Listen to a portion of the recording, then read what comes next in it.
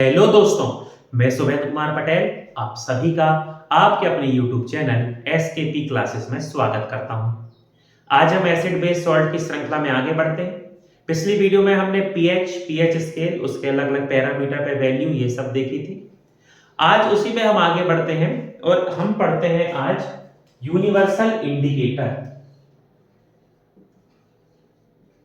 Universal indicator सार्वत्रिक जिसे अपन कहते हैं सूचकांक। ठीक, देखो पहली और सबसे महत्वपूर्ण बात अपने दिमाग में बिठा लो, यूनिवर्सल इंडिकेटर किसी एक केमिकल या रसायन से बना हुआ पदार्थ नहीं है। बहुत सारे लोगों के दिमाग में ये रहता है, बहुत सारे लोग जब क्लास में पढ़ाओ तो पूछते भी हैं या जानना चाहते हैं कि यूनिवर्सल इंडिकेटर है क्या, किससे बना है। तो देखो, यूनिवर्सल इंडिकेटर कोई एक सॉल्यूशन या कोई एक सब्सटेंस पदार्थ नहीं है। बहुत सारे पदार्थों को, बहुत सारे अलग अलग केमिकल, अलग अलग रंग की डाइस को मिला के इसको बनाया जाता है। इनको इस बेस पे बनाया जाता है कि उसमें जितने भी सब्सटेंस या विलयन डाले गए हैं वो सभी विलयन अलग अलग पीएच के पदार्थों के साथ अभिक्रिया करके अलग अलग रंग देते हैं। मान लो उदाहरण के लिए एक ऐसी डाई को डाल दिया गया जो यदि किसी पीएच 1 वाली चीज से रिएक्शन करेगी तो वो लाल रंग की हो जाएगी। मान लो कोई एक ऐसी डाई को डाल दिया गया जो पीएच 14 वाली से रिएक्शन करेगी तो बैंगनी हो जाएगी। ऐसे अलग अलग डाइस को मिला के एक सब्सटेंस बनाया गया है कि भैया हर एक डाई या हर एक जो उसके अंदर विलयन है, सॉल्यूशन है, वो किसी एक पीएच वाले पदार्थ से रिएक्शन करके कलर अपना बदल लेता है। बहुत ज्यादा एसिडिक है तो वो दूसरे कलर का हो जाएगा, कम एसिडिक है तो दूसरे कलर का, और बेस है तो दूसरे कलर का। तो इस प्रकार अम्ल क्षार का पता लगाने के लिए कि वो बहुत ज्यादा एसिडिक है, बहुत ज्यादा अम्लीय है, हमें उपयोग करना होता है यूनिवर्सल इंडिकेटर।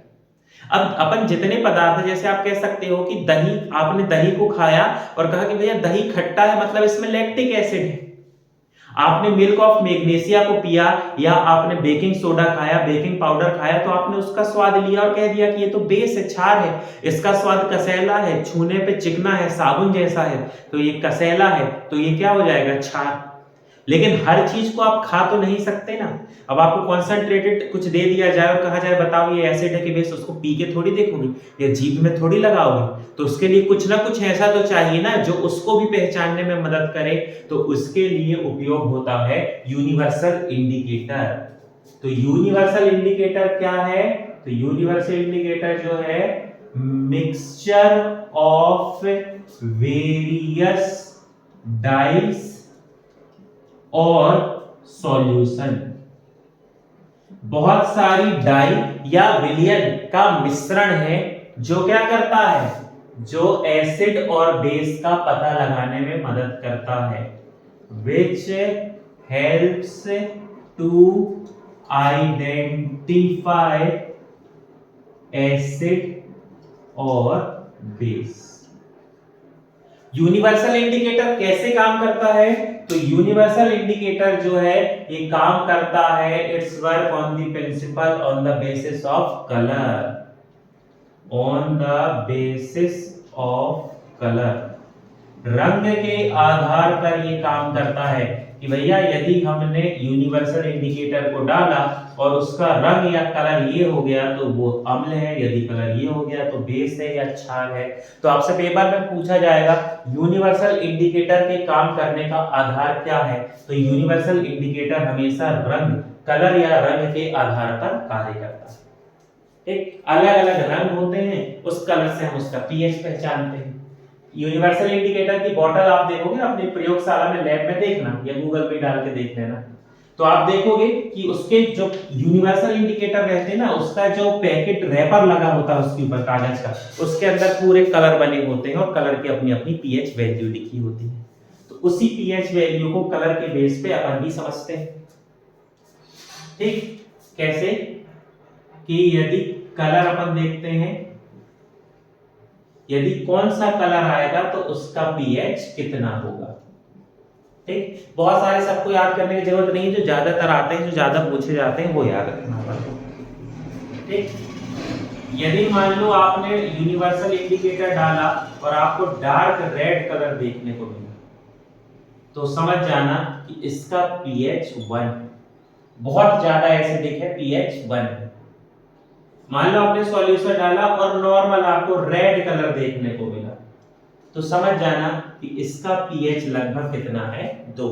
फर्क समझना, डार्क रेड है तो उसका pH रहेगा 0 और रेड है तो उसका pH रहेगा, ठीक, 1 2, ऐसा समझ लो pH 1 2 है। डार्क रेड है तो समझ लो ये रहेगा 0 से 1, ऐसा कुछ, ठीक। फिर उसके बाद अपन जाएंगे तो अगला कलर आपको देखने को मिलेगा ऑरेंज। अगला कलर ऑरेंज कलर देखने को मिलेगा। ऑरेंज कलर यदि आए तो इसका pH समझ लो वही लगभग pH कितना रहेगा, 3 से लेके 4 के बीच में रहेगा, ठीक। फिर यदि आपको येलो कलर देखने को मिले, येलो कलर का मतलब इसका सब्सटेंस जो है उसका pH हो जाएगा लगभग 6 से 7। और बीच में कलर आते हैं ना, जैसे लिखा रहेगा ग्रीनिश येलो, ठीक है, रेडिश येलो, ऐसा तो मैं बहुत ज्यादा नहीं बता रहा, कंफ्यूजन होगा। जो ज्यादा आते हैं मैं सिर्फ उसी की बात कर रहा हूं। येलो कलर यदि आपको दिख गया तो समझ जाना कि उसका जो pH है वो रहेगा 6 से 7 के बीच में। फिर अगला जो आपको बहुत अच्छे से याद रखना है, यदि आपको ग्रीन कलर देखने को मिले, ग्रीन मतलब समझ लो उसका pH है 7। न्यूट्रल, न्यूट्रल यदि कोई सब्सटेंस है तो उसका कलर रहेगा ग्रीन, ठीक। फिर यदि आपको इसके बाद ब्लू देखने को मिल जाए, ग्रीन के बाद ब्लू देखने को मिले तो उसका pH रहेगा 9। मैं मेजर बता रहा हूं, बीच के कलर बहुत सारे आते हैं जैसे greenish blue, greenish yellow, orangish yellow, ऐसा, तो वो सब मैं नहीं बता रहा, ठीक।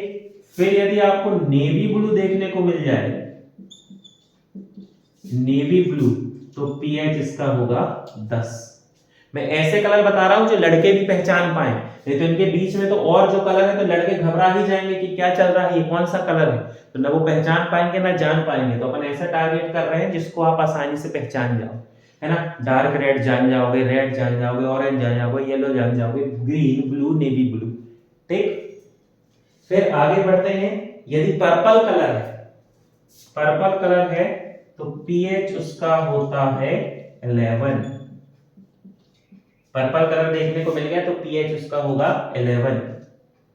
अब वो ये डार्क पर्पल है तो 12, अब मैंने लिखा, ठीक। यदि इसका वायलेट कलर है, बैगनी कलर देखने को मिल रहा है तो pH होता है 13। और डार्क वायलेट है, गहरा बैगनी कलर, डार्क वायलेट, तो उसका pH होगा 14, ठीक। तो आप कैसे पहचानोगे, आपको एक सब्सटेंस दे दिया गया है, आपने उस सब्सटेंस को टेस्ट ट्यूब में लिया, टेस्ट ट्यूब में वो सब्सटेंस दिख रहा है, आपको नहीं मालूम एसिड है बेस है, यूनिवर्सल इंडिकेटर की बोतल आई, ढक्कन खोला, बोतल से आपने उसको दबाया, 1-2 बूंद गिरी, जैसे उसकी 1-2 बूंद गिरी आपको कोई ना कोई इनमें से एक रंग मिल जाएगा, बस आपको उस रंग को याद रखना है। मान लो आपने जैसे ही उसमें यूनिवर्सल इंडिकेटर डाला, उस सॉल्यूशन का रंग पीला हो गया, मतलब समझ जाना उसका pH 6 से 7 के बीच में। मान लो आपने जैसे ही पानी की बूंद डाली, उसका कलर हरा हो गया, तो समझ जाना कि वो न्यूट्रल है, उदासीन है, और उसका pH क्या है, 7। ये तो याद होना चाहिए। ग्रीन यदि दिखा तो न्यूट्रल, उदासीन है। मान लो आपने यूनिवर्सल इंडिकेटर डाला और वो लाल दिख गया तो वो एसिडिक है, अम्लीय है। ये देखो देखो blue, navy blue, purple, violet, ये सब एक से टाइप के कलर हैं, तो ये नेवी ब्लू, ब्लू, पर्पल ये देखें तो समझ जाना कि ये सब यदि कलर आ गया मतलब ये क्या है, ये सभी सब्सटेंस एल्कलाइन है, या नेचर इन सभी का कैसा है, क्षारीय। तो ये होता है यूनिवर्सल इंडिकेटर का फायदा। यूनिवर्सल इंडिकेटर है, आपने उसको तुरंत डाला, आपको यूनिवर्सल इंडिकेटर की बॉटल भी बढ़िया रहती है, उसको आप दबाओगे ऐसे बूंद बूंद करके ही निकलेगा। उसके आधार पे ये आप कलर देख लो और कलर देख के बता दो कि वो सब्सटेंस अम्लीय है, क्षारीय है, कितना अम्लीय है, कितना क्षारीय है। बहुत काम की चीज है यूनिवर्सल इंडिकेटर, है ना। अब आपसे पेपर में ऐसा पूछेगा कि लाल नीले रंग का पीएच कितना होता है, तो घबरा नहीं जाना कि रंग का भी पीएच होता है क्या। या पेपर में आपसे कहेगा कि पीले रंग का पीएच कितना होता है, तो घबराना नहीं कि यार रंग का पीएच पूछ रहा, कैसा है, कैसा बिना लॉजिक का क्वेश्चन है, ये तो समझे भी नहीं यार, तो घबराना नहीं, उसका सेंस समझना। पीले रंग का पीएच कितना है, वो पीला रंग का पीएच जानना चाह रहा है आपसे यूनिवर्सल इंडिकेटर के संदर्भ में, इसके संदर्भ में वो इसके बारे में पूछना चाह रहा है ना। बहुत से बच्चे घबरा जाते हैं, पेपर में लिखा रहता हरे कलर का पीएच, कहते हैं रंग का भी पीएच होता है, वो इससे रिलेट करके पूछता है यूनिवर्सल इंडिकेटर। तो पेपर में आए हरे रंग का पीएच कितना होता है 7, बैंगनी रंग का कितना होता है 13, पीले रंग का कितना होता है 6 या 7, ठीक, और ऑरेंज कलर का 3 से 4।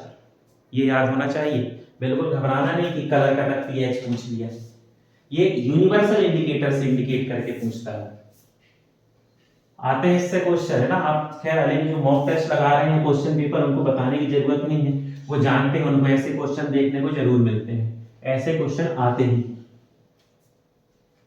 ठीक। अब इसके बाद अपन बढ़ते हैं आगे। अब ये जो अपना एसिड बेस सॉल्ट है, ये इसका आखिरी टॉपिक है, यहां पर ये टॉपिक अपना खत्म हो जाएगा।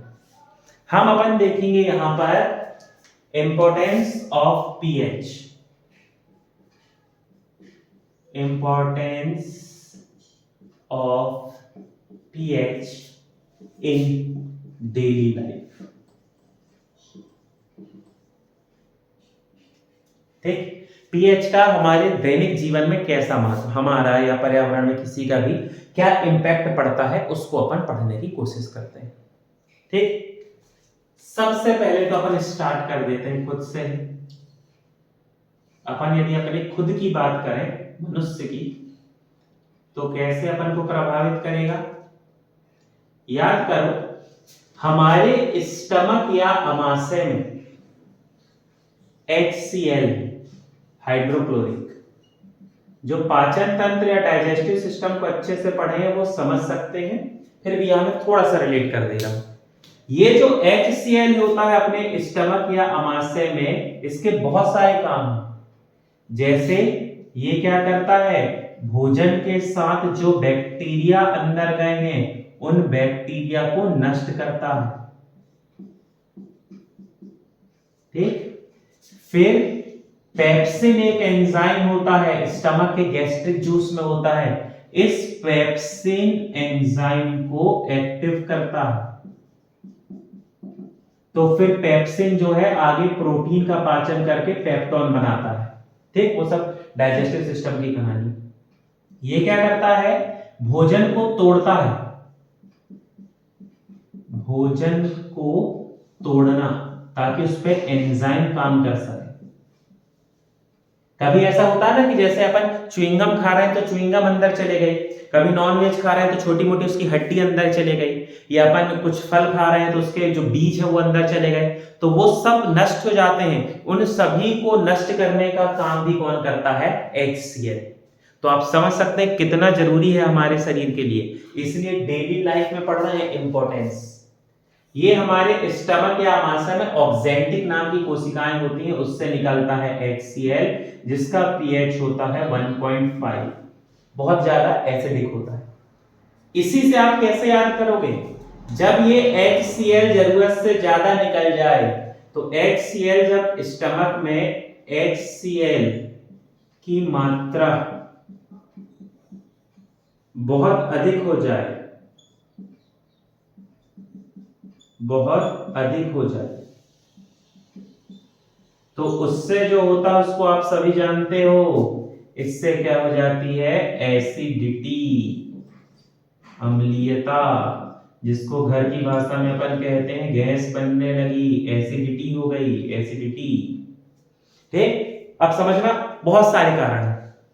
हो सकता है आप खाली पेट हो, आप कुछ ना खाए हो, अब ये तो स्टमक या आमाशय में है तो वो तो निकलेगा ही, आपने कुछ ना खाया हो, धीरे धीरे धीरे धीरे HCl निकल रहा हो, और वो HCl आपके स्टमक या आमाशय में इकट्ठा हो गया हो, आपने भोजन ना ग्रहण करा हो, तो वो कुछ रिएक्शन या कुछ काम नहीं कर रहा है, बस पेट में इकट्ठा होते जा रहा है, तो पेट में एसिड ज्यादा हो जाएगा, तो एसिडिटी हो जाएगी, पहला केस।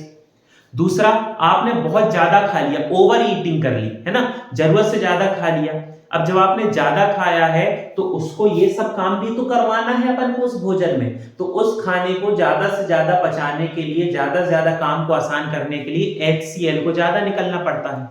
और जब जरूरत से ज्यादा HCl निकलेगा तो स्टमक या अमाशय में HCl की मात्रा ज्यादा हो जाएगी, तो भी एसिडिटी हो जाएगी। इसलिए याद रखना, ज्यादा खाना खाने से भी एसिडिटी होती है और ना खाने से भी एसिडिटी होती है। लॉजिक समझना, HCl पेट में है, यदि खाना नहीं है तो सिर्फ HCl हो गया, एसिडिटी हो गई। ज्यादा खाना पेट में है तो ज्यादा HCl निकला उसे पचाने के लिए, तो ज्यादा क्या हो गई, एसिड की मात्रा हो गई, एसिडिटी हो गई। तो अब इस एसिडिटी को न्यूट्रल करने के लिए क्या करते हैं, आपने सुना होगा है ना, कि कुछ लोग इनो पी लिए, ये पी लिए, वो पी लिए, है ना। तो क्या करते हैं, इनके लिए अपन एंटासिड, जिसे अपन कहते हैं एंटासिड। हाँ, तो एसिडिटी को कम करने के लिए आपने सुना होगा एंटासिड। एंटासिड, एंटासिड नाम से ही समझ गए, एंटी एसिड। एसिड को क्या करेगा, जो एसिडिटी या एसिड को कम करेगा वो कहलाता है एंटासिड। एंटासिड के फॉर्म में जो सबसे ज्यादा यूज होता है वो milk of magnesia, magnesium hydroxide, जिसे अपन कहते हैं मिल्क ऑफ मैग्नीशिया। फिर baking soda, baking soda NaHCO3, ये सभी उपयोग होते हैं। ये सभी कैसे होते हैं, अब भी देखो, अपन पिछली वीडियो में pH पढ़े थे वैल्यू, तो MgOH, मैग्नीशियम हाइड्रोक्साइड और बेकिंग सोडा, ये दोनों 10 के ऊपर थे, है ना। मतलब बेकिंग सोडा तो नहीं था, लेकिन जो अपन एंटा एसिड के रूप में लेंगे उसका pH 10 के ऊपर रहेगा, ठीक है। तो ये दोनों का pH 10 के ऊपर था, दोनों क्षारीय थे। पेट में एसिडिटी हो गई है, एसिड हो गया है, क्षारीय उससे आके मिल गया, मतलब एसिड और बेस मिल गए, और जब अम्ल और क्षार मिलते हैं तो न्यूट्रल या उदासीन हो जाते हैं, और न्यूट्रल का pH 7 होता है। तो एंटा एसिड के रूप में जब मैग्नीशियम हाइड्रोक्साइड या बेकिंग सोडा का उपयोग करते हैं तो एंटा एसिड पेट के एसिड के साथ रिएक्शन करके न्यूट्रल हो जाता है, उदासीन हो जाता है, और पेट का pH 7 हो जाता है और एसिडिटी समाप्त हो जाती है। ठीक, तो कभी भी याद रखना, पेट की एसिडिटी का संबंध किससे होता है, HCl, जिसे अपन कहेंगे हाइड्रोक्लोरिक अम्ल, जिसका pH होता है 1.5। चलिए आगे बढ़ेंगे। ये डेली लाइफ इंपॉर्टेंस है, तो ये आपके सुने हुए रहेंगे ना, डेली लाइफ की बात है तो सुनते ही रहोगे, तो ऐसा कुछ है नहीं कि इसमें कुछ नया रहेगा। चलिए दूसरा देखते हैं। दूसरा यदि अपन बात करते हैं तो pH जो है हमारे दांत को प्रभावित करता है, ठीक, हमारे दांत को pH वैल्यू प्रभावित करती है, समझना बहुत सिंपल है। यदि अपन बात करते हैं हमारी लार या सलाइवा, जो हमारी सलाइवा है इसका pH होता है 6.8। अम्लीय तो है लेकिन कैसी, बिल्कुल आंशिक, स्लाइटली या माइल्ड, कैसी है, एसिडिक, अम्लीय। थोड़ी अम्लीय होना पड़ता है क्योंकि जैसे अपन बोल रहे हैं, बात कर रहे हैं, तो बैक्टीरिया फंगस जा रहे हैं ना, तो उनको मारने के लिए हल्की सी एसिडिक है। बहुत एसिडिक नहीं हो सकती, जीभ ही गल जाएगी, लेकिन थोड़ा सा एसिडिक होती है सलाइवा। अब होता क्या, एसिडिक है कोई दिक्कत नहीं, अब होगा क्या, मान लो अपन ने ऐसा खाया जिसमें कार्बोहाइड्रेट, अब ये कार्बोहाइड्रेट जब हमारे मुंह में पहुंचा तो बैक्टीरिया या जो जर्म्स थे उन्होंने इसका डाइजेशन किया और बना दिया इससे लैक्टिक एसिड C3H6O3। ग्लूकोज तोड़ा और उस ग्लूकोज से हमारे शरीर में पाए जाने वाले जो बैक्टीरिया जो अपने मुंह में थे, वो बैक्टीरिया ने क्या किया, उन बैक्टीरिया ने बना दिया लैक्टिक एसिड।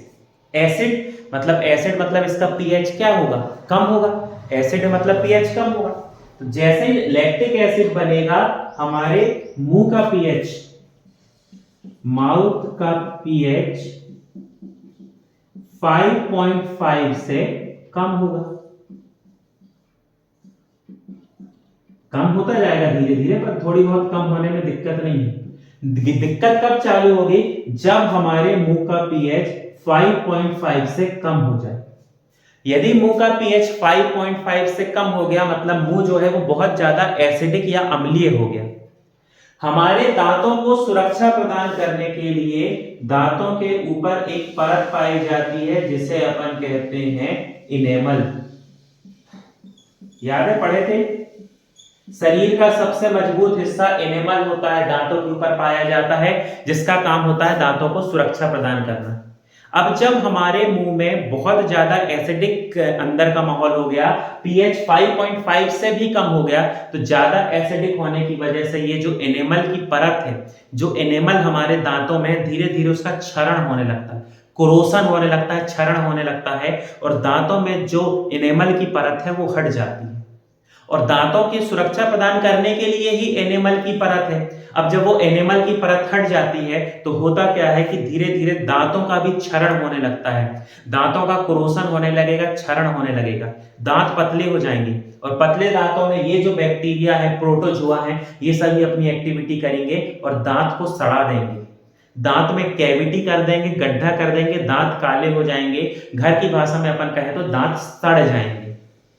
ठीक है, इसलिए आप देखना मीठा खाने के बाद, रात के सोते समय मीठा खाने से मना किया जाता है, मीठा खाने के बाद कुल्ला करना चाहिए, मीठा खाने के बाद मुंह साफ करना चाहिए, इसलिए कहा जाता है क्योंकि यदि हम मीठा खाएंगे उसमें कार्बोहाइड्रेट ग्लूकोज होगा, ग्लूकोज जो है, इस ग्लूकोज को हमारे मुंह में पाए जाने वाले बैक्टीरिया बदलेंगे लैक्टिक एसिड में, मुंह एसिडिक होगा, पीएच 5.5 से कम होगा, एनेमल की परत जो है क्षरण हो जाएगा, दांतों का क्षरण होगा, कैविटी होगी, दांत खराब हो जाएंगे।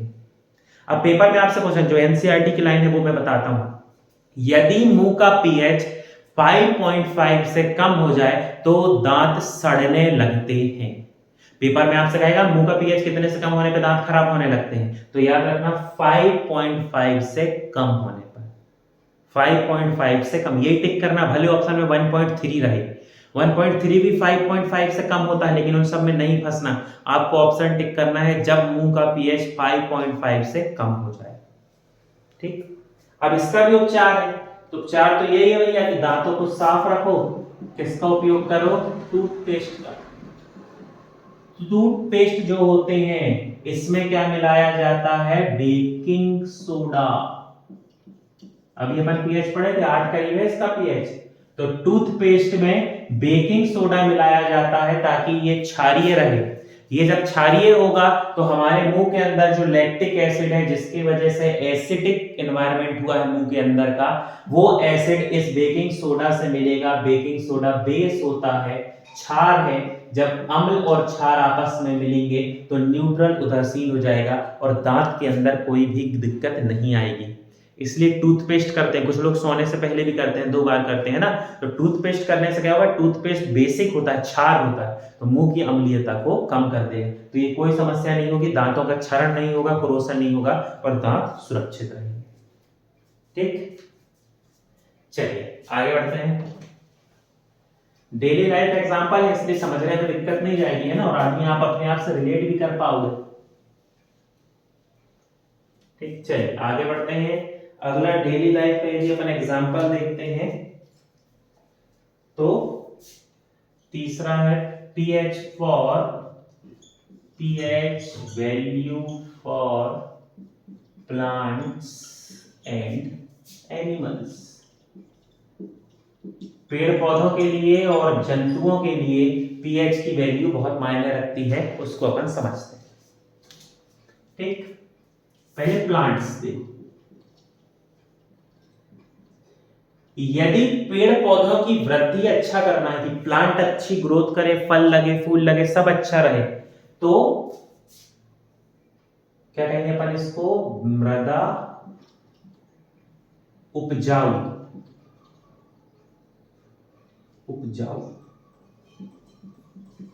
मृदा को यदि फर्टाइल बनाना है, उपजाऊ बनाना है, तो उसके लिए जो मिट्टी है, सॉइल है, उसका पीएच होना चाहिए लगभग 7।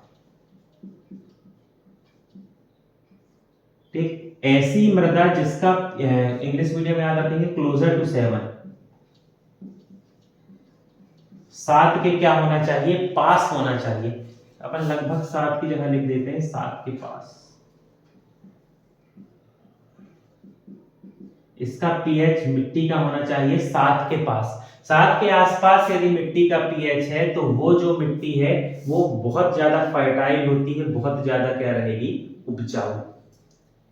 अब 7 के पास रखना है अपन को, अब कैसे, मान लो कहीं पर सॉइल जो है वो क्या है, एसिडिक, सॉइल क्या हो गई है, अम्लीय हो गई है, एसिडिक हो गई। ठीक, अब अम्लीय में तो भैया होगा नहीं क्योंकि पीएच 7 के आसपास होना चाहिए। तो क्या करेंगे अपन, वहां जो मिट्टी है उस मिट्टी में इस अम्लीयता को कम करने के लिए ये जो मिट्टी है इसमें अपन डालेंगे CaCO3, कैल्शियम कार्बोनेट। इसको में अपन डालेंगे CaO, कैल्शियम ऑक्साइड। इसमें अपन डालेंगे CaOH whole twice, calcium hydroxide. CaCO3 को अपन क्या कहते हैं, लाइमस्टोन, चूना पत्थर। ठीक, या इसे अपन क्या कहते हैं, चॉक। से याद रखना आप लोग, चॉक पेपर में पूछता है कि मिट्टी की अम्लीयता को कम करने के लिए किस पाउडर का उपयोग किया जाता है, ऑप्शन रहता है चॉक पाउडर। चॉक से यहाँ पर मतलब क्या है, CaCO3, जिसे अपन कहते हैं चूने का पत्थर, चूना पत्थर। ये क्या कहलाएगा, चूना पत्थर। फिर CaO, इसे अपन कहते हैं क्विकलाइम, क्विकलाइम हिंदी में कहते हैं बिना बुझा चूना, बिना बुझा चूना। CaOH होल ट्वाइस, इसे अपन कहते हैं स्लेक्ड लाइम, स्लेक्ड लाइम, या इसे अपन कहते हैं लाइम वाटर, हिंदी में कहते हैं बुझा चूना। ये सब पढ़े हैं अपन, या इसे अपन कहेंगे चूने का पानी, चूने का पानी। ये सभी जो है ये इनका नेचर क्या होता है, बेसिक या क्षारीय होते हैं। और मान लो किसी कारण से ये जो मिट्टी है ये अम्लीय हो गई है, एसिडिक हो गई है, तो इनका छिड़काव करके मिट्टी को न्यूट्रल करके उसके पीएच को 7 के आसपास पहुंचाया जा सकता है, ताकि मिट्टी फिर से क्या हो जाए, फर्टाइल हो जाए, उपजाऊ हो जाए। अब यदि मान लो मिट्टी जो है एसिडिक की जगह क्या हो गई है, अम्लीय, ऐसा भी तो है ना, ऐसा ना एसिडिक होगी, हो सकता है अम्लीय हो गई हो। अब यदि मिट्टी जो है वो क्या हो गई है, एल्कलाइन, क्षारीय,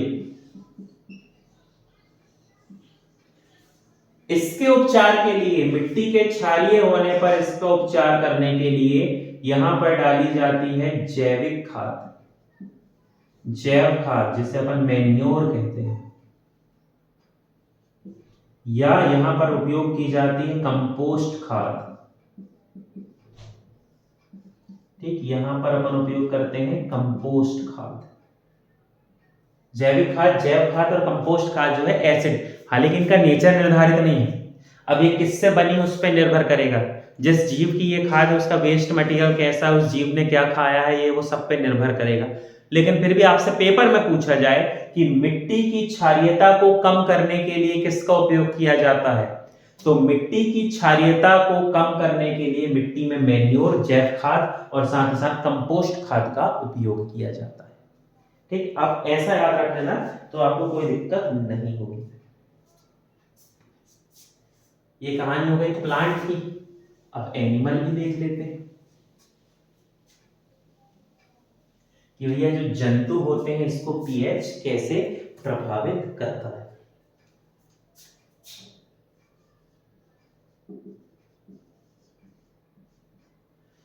अब यदि अपन जंतुओं में खुद की बात करें तो हमारा शरीर सबसे अच्छा काम करेगा जब उसका पीएच होगा 7 से 7.8। Favourable pH for human body, मनुष्य के शरीर के लिए जो अनुकूल पीएच है, जो बिल्कुल आइडियल पीएच है, वो है 7 से 7.8। आइडल पीएच कहने से मतलब ये है कि इस पीएच में शरीर में पाए जाने वाले जितने भी एंजाइम हैं वो सबसे अच्छे से कार्य करेंगे। यदि ये पीएच है तो एंजाइम अच्छे से काम करेंगे, उस समय हमारा जो शरीर है वो क्या होगा, अच्छे से मेटाबॉलिज्म करेगा, उपापचय क्रिया करेगा, श्वसन अच्छे से करेगा, पाचन अच्छे से करेगा, सभी काम को अच्छे से करेगा। आइडल कंडीशन जो है हमारे लिए वो है पीएच कितना होना चाहिए, 7 से 7.8। अब घटता बढ़ता बदलता रहता है, उसका कुछ नहीं। ठीक, फिर एनिमल में यदि अपन बात करें एसिडिक रेन की, ये शब्द तो सभी ने सुना है, किसी के लिए नया नहीं है। इसे अपन कहते हैं अम्लीय वर्षा। जब पानी का पीएच, जब बारिश के पानी का पीएच 5.6 से कम हो जाए तब उसे विज्ञान की भाषा में कहते हैं एसिडिक रेन, अम्लीय वर्षा। नहीं तो ऐसी बारिश जो होगी वो तो हमेशा अम्लीय रहेगी ना। ऊपर से आ रहा है पानी H2O, वो वायुमंडल की सल्फर डाइऑक्साइड से अभिक्रिया करेगा, H2CO3 कार्बोनिक अम्ल बनाएगा, सल्फर डाइऑक्साइड से रिएक्शन कर लेगा तो सल्फ्यूरिक अम्ल बनाएगा, नाइट्रिक अम्ल, कुछ ना कुछ एसिड तो बनाएगा ही, वो तो फिक्स है। लेकिन थोड़ी बहुत बनाएगा, उससे दिक्कत नहीं है। पर यदि इतने ज्यादा एसिड बन जाए कि अम्लीय वर्षा जो है उसका पीएच 5.6 से कम हो जाए, तब उस बारिश को अपन क्या कहते हैं, एसिडिक रेन, या उससे अपन कहते हैं अम्लीय वर्षा।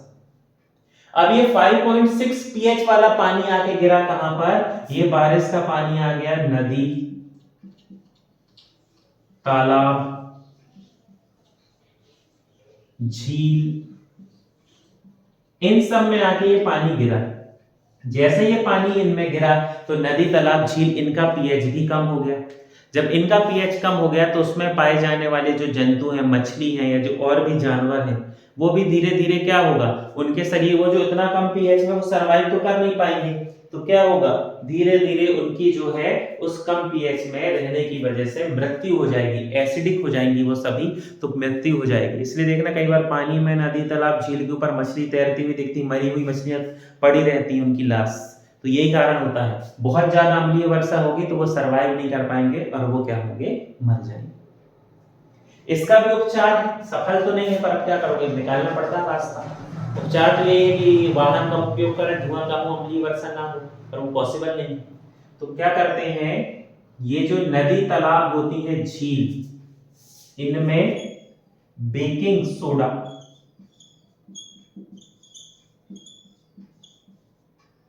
ठीक, या कैल्शियम हाइड्रोक्साइड, बेकिंग सोडा या कैल्शियम हाइड्रोक्साइड का छिड़काव करते हैं, छिड़काव किया जाता है। इसको स्प्रेड कर देते हैं पानी में, ताकि पानी की थोड़ी बहुत अम्लीयता कम हो जाए और ये जो नदी, तालाब के जंतु हैं वो मरे ना पेड़ पौधे ना जंतु। लेकिन बहुत ज्यादा इससे कोई फर्क पड़ता नहीं है, ठीक, लेकिन ठीक है फिर भी। कैल्शियम कार्बोनेट का भी छिड़काव करते हैं ना, कैल्शियम कार्बोनेट का भी करते हैं, कैल्शियम हाइड्रोक्साइड, बेकिंग सोडा। अम्लीय वर्षा का ये पॉइंट याद रखना, 5.6 से जब नीचे हो जाएगा तब ही वो क्या कहलाएगी, अम्लीय वर्षा। चलिए आगे बढ़ते हैं डेली लाइफ में।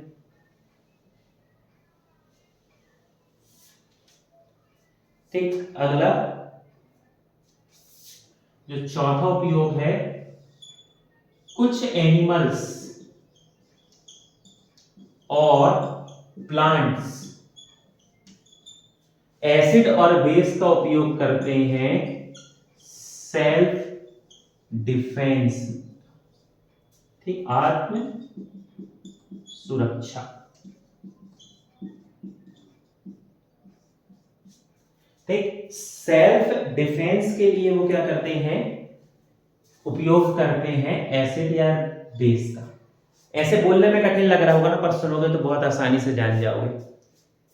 ठीक, जैसे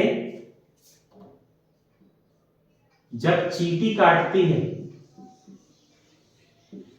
चींटी के काटने पर खुजली होती है, ठीक, बहुत ज्यादा ऐसे खुजली होने लगती है और कभी कभी ऐसे घाव जैसा भी बन जाता है हल्का सा, वो ठीक भी हो जाता है पर बनता है।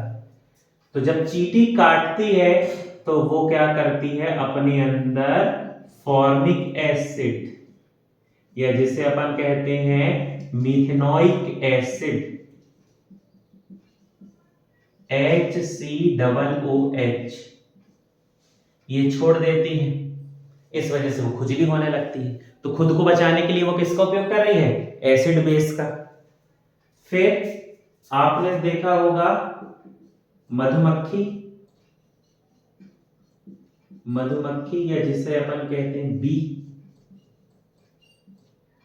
मधुमक्खी भी जब काटती है तो वो भी क्या करती है, मिथेनोइक एसिड या फॉर्मिक एसिड को क्या करती है, अपने शरीर में पहुंचा देती है, जिससे अपन को चिड़चिड़ाहट होती है, बहुत खुजली होगी, इरिटेशन होगा।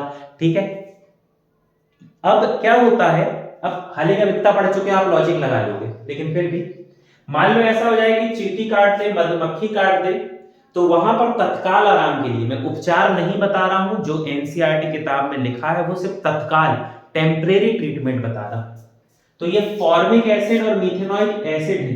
तो जहां पर मधुमक्खी या जहां पर चींटी काटती है वहां पर लगा लेना चाहिए, घिस लेना चाहिए बेकिंग सोडा, खाने का सोडा NaHCO3।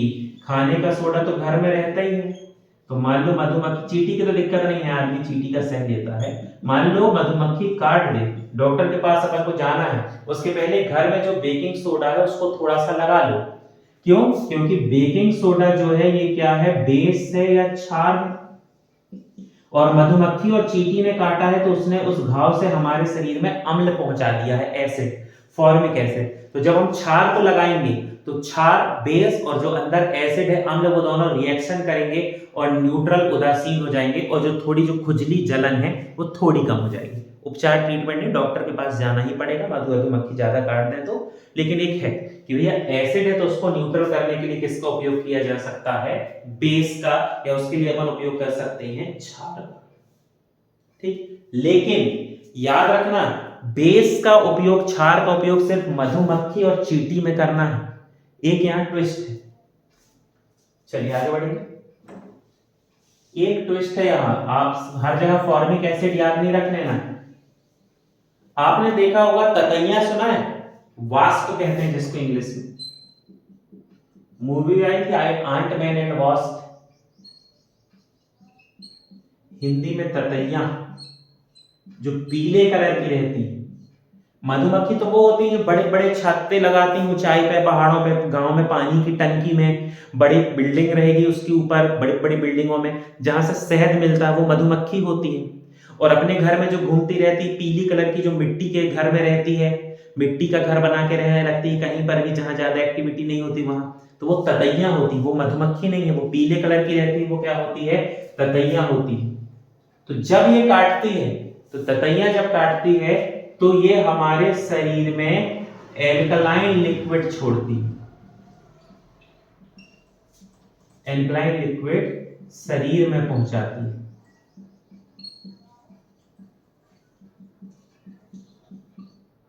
तो जब ततैया काटती है भैया तो एसिड नहीं जाता शरीर में, उस समय शरीर में क्या जाता है, क्षारीय द्रव, क्षारीय पदार्थ, या शरीर में क्या जाता है, क्षारीय द्रव। अब यहां पर आप बेकिंग सोडा नहीं लगा सकते, बेकिंग सोडा तो खुद बेस है, क्षार है, गड़बड़ नहीं हो जाएगा। तो यहां पर क्या करना पड़ता है, यदि ततैया काटे, वाष्प काटे, तो वहां पर आपको लगाना होगा विनेगर, घर में जो मिल जाएगा विनेगर, या जिसे अपन कहते हैं सिरका। सिरका मतलब acetic acid, CH3COOH, acetic acid. पढ़े ये सब बहुत डिटेल में अपन, आपको पढ़ना हो तो इसी चैनल में जाए, एसिड बेस्ड सॉल्ट की आपको पूरी डिटेल में जाएगी, बहुत डिटेल में अपन ने पढ़ा है, आप उसको पढ़ सकते हैं।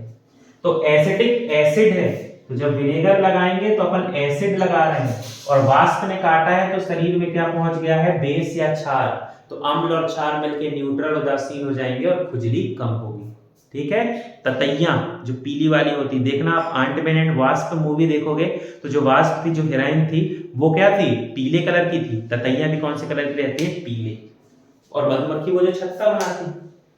तो ये भी भैया एनिमल्स अपने सेल्फ डिफेंस के लिए भी उपयोग करते हैं किसका, एसिड और बेस का। ठीक, देखा होगा भैया ये सब आपने अपने दैनिक जीवन में, पक्का मेरे को उम्मीद है देखा होगा आपने।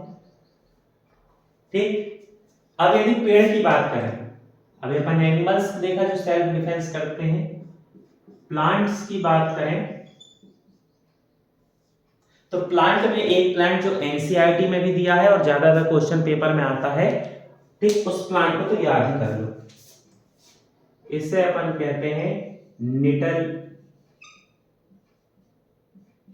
ट्री, निटल ट्री या प्लांट है ना। हिंदी में जाओगे तो बिच्छू के डंक वाला प्लांट, ऐसा कुछ नाम होता है, तो वो याद नहीं रखो, आप याद कर लो निटल ट्री प्लांट। ये जो निटल प्लांट होता है, क्या होगा यदि आप इसको टच करते हैं, जैसे ही आप उसको टच करेंगे, आप छूते हैं या किसी तरीके से आप टकरा जाते हैं, तो ये जो प्लांट है, ये प्लांट हमारे शरीर में इजेक्ट कर देता है मीथेनॉइक एसिड। इसके कांटे से आप टकराएंगे ना, कांटा कांटा जैसा रहता, मान लो आप टकरा गए, आपने सोचा कि उसको छुएं, तो कांटे जैसे टकराएंगे ना, तो कांटे अपने जैसे स्किन में जाएंगे तो कांटे से इंजेक्ट हो जाएगा अंदर, इंजेक्ट होके पहुंचता है मीथेनॉइक एसिड या फॉर्मिक एसिड HCOOH। अब मीथेनॉइक एसिड वही है जो चींटी और मधुमक्खी के जाने से जाता है, तो सीधी सी बात है कि वैसे ही खुजली होगी, जलन होगी, इरिटेशन होगा, चिड़चिड़ाहट होगी, तो वही होने लगता है। तो सीधी सी बात है, उपचार के लिए क्या करना पड़ेगा भैया, यदि एसिड अंदर गया है तो बेस लगाना होगा।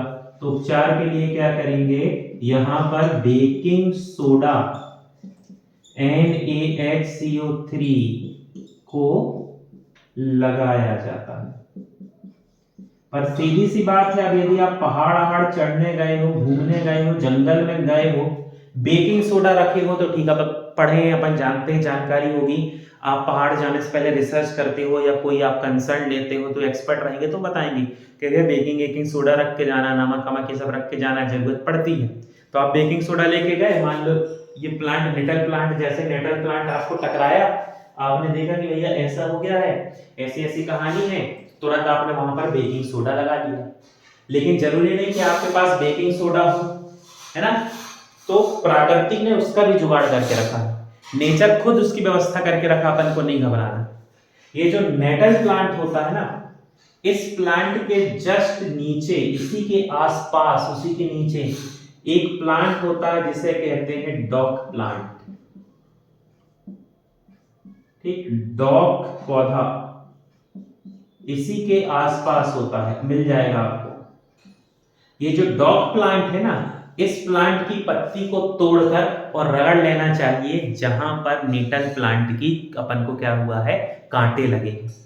इसीलिए क्योंकि ये जो डॉग प्लांट है, इसमें क्या होते हैं, बेसिक सब्सटेंस होते हैं। ऐसा एनसीईआरटी में जिक्र तो नहीं है, नाम नहीं है, तो ऐसा आइडिया नहीं है, आप वो छोड़ दो। इसमें क्या होते हैं, इसकी पत्ती में क्षारीय पदार्थ होते हैं, क्षारीय सब्सटेंस या पदार्थ होते हैं। जहां पर भी आपको कांटा लगा है, वहां पर ये डॉग प्लांट की आप क्या करोगे, डॉग प्लांट को पत्ती उसकी रगड़ोगे, जैसे ही पत्ती रगड़ोगे तो उसका जो क्षारीय द्रव है वो आपकी स्किन में लग जाएगा। और नेटल प्लांट से आया था मीथेनॉइक एसिड, एसिड और बेस मिलके न्यूट्रल हो जाएंगे और आपको जो जलन, खुजली या चिड़चिड़ाहट होगी वो क्या हो जाएगी, कम हो जाएगी।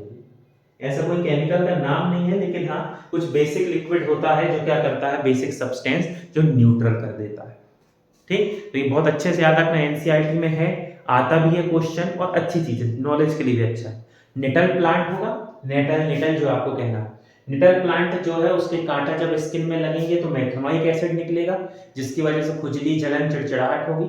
बेकिंग सोडा आप लगा सकते हैं, सोडा मिलेगा, एसिड से न्यूट्रल रिएक्शन, न्यूट्रलाइजेशन कर देगा, उदासीनीकरण कर देगा, सब सही हो जाएगा। या फिर यदि आपके पास बेकिंग सोडा नहीं है तो निटल प्लांट के आसपास आपको डॉग प्लांट मिल जाएगा, उस डॉग प्लांट की पत्ती को आपको तोड़ना है, पत्ती। ठीक है, लिख देता हूँ बाबा, नहीं पूरा पेड़ रगड़ दो तुम लोग। पत्ती, डॉग प्लांट की पत्ती को लेके आपको लगाना है तो उस पत्ती में बेसिक सब्सटेंस क्षारीय पदार्थ होगा जो इस फॉर्मिक एसिड की अम्लीयता को कम कर देगा, मीथेनोइक एसिड की अम्लीयता को, और जो जलन है, झंझनाहट है, खुजली है, वो समाप्त हो जाएगी। ठीक, तो इस प्रकार ये जो अपन टॉपिक देख रहे थे, importance of pH in daily life, बहुत जरूरी टॉपिक है। एनसीईआरटी की बुक में लास्ट में आराम से दिया है, अलग से दिया है, और क्वेश्चन आंसर यहां से आते हैं। तो ये टॉपिक अपना यहां पर हो गया समाप्त। इसी के साथ आज की वीडियो में हमारा एसिड बेस सॉल्ट, अम्ल क्षार लवण टॉपिक पूरे तरीके से समाप्त हो गया। अब मैं इसकी प्लेलिस्ट बना दूंगा, 1-2 दिन में आप जाके प्लेलिस्ट चेक कर लेना। आप देखना हमने हर एक चीज उस पे कवर की है, हर एक चीज। एसिड पूरा डिटेल से पढ़ा, चाहे टाइप हो, चाहे यूज हो, नेचुरल सोर्सेस हो, क्या है सब कुछ। ऐसे ही बेस क्षार को डिटेल में पढ़ा, सॉल्ट को डिटेल में पढ़ा, उसके बाद पीएच स्केल, और उसके बाद पीएच को भी हमने बहुत डिटेल में पढ़ा। आपको इसकी प्लेलिस्ट मिल जाएगी, आप एक लाइन से वीडियो देखकर पूरा पढ़ सकते हैं, नोट्स बना सकते हैं। आप जब अपनी तैयारी कर रहे हैं, आपको कोई भी डाउट आ रहा मॉक टेस्ट लगाते समय, आप कमेंट सेक्शन में पूछ सकते हैं, आपको उसका रिप्लाई मिल जाएगा। ऐसे ही अब हम नए वीडियो की शुरुआत करेंगे अगली क्लास से। चैनल की संबंधित जानकारी के लिए आप हमारे चैनल से जुड़े रहें। चैनल से जुड़ने के लिए आप सभी का बहुत बहुत धन्यवाद।